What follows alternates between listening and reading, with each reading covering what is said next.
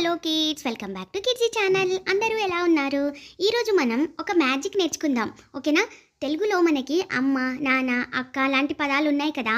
వీటిని ఇంగ్లీష్లో రాసేటప్పుడు చాలామంది కన్ఫ్యూజ్ అవుతుంటారు. కానీ ఒక చిన్న ట్రిక్ తెలిస్తే ద్విత్వాక్షరాలన్నీ ఇంగ్లీష్లో రాయడం చాలా ఈజీ.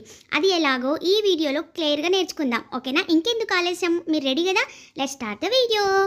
మొదటగా ద్విత్వాక్షరం అంటే ఏమిటో తెలుసా?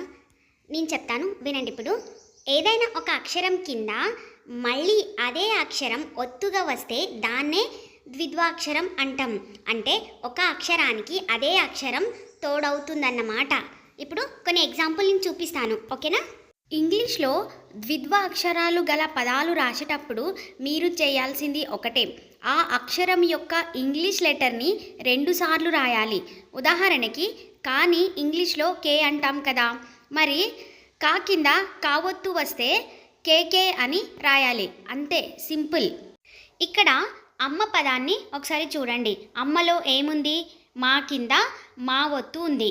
మా అంటే ఇంగ్లీష్లో ఎమ్ అని కదా, ఒత్తు కూడా అదే కాబట్టి ఇంకో ఎం చేర్చాలి. అప్పుడు ఏమవుతుంది?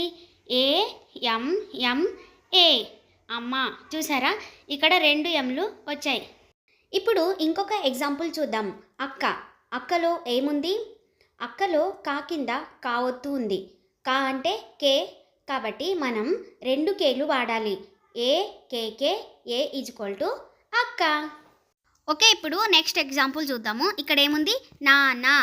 నాన్నలో నా కింద నా ఒత్తుంది కాబట్టి నా అంటే ఎన్ అనే రాస్తాం కదా, అలాగే దాని ఒత్తు కూడా డబుల్ ఎన్ అని రాయాలి. ఓకే, ఇప్పుడు ఏమైంది? ఎన్ఏ ఎన్ఎన్ఏ, నానా. అర్థమైందా? ఓకే ఫ్రెండ్స్, ఇప్పుడు నెక్స్ట్ ఎగ్జాంపుల్ చూద్దాం. చెల్లి. ఇక్కడ చూడండి, చెల్లిలో లా కింద లా అవుతుంది కదా, లా అంటే ఎల్ కాబట్టి సో ఇక్కడ కూడా డబుల్ ఎల్ వస్తుంది. చెల్లి, CHELLI, చెల్లి. ఓకేనా? అండర్స్టాండ్? ఓకే, ఇప్పుడు మీకు నేను ఒక చిన్న టెస్ట్ పెడతాను, అది మీరు చెప్పాలి. అత్త అనే పదాన్ని ఇంగ్లీష్లో ఎలా రాస్తారు? Okay, your time start now. 1 2 3 4. Yes, correct answer వచ్చేసి ATTA, అత్త.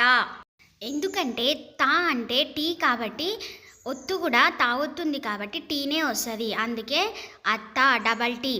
Okay, understand? ఓకే, ఇప్పుడు ఇక్కడ చూద్దాం. బువ్వ అనే పదాన్ని ఇంగ్లీష్లో ఎలా రాస్తారు? Yes, your time start. 1 2 3 4 5. Yes, guess చేశారు కదా, మీరు గెస్ చేసే ఉంటారని నేను అనుకుంటున్నాను.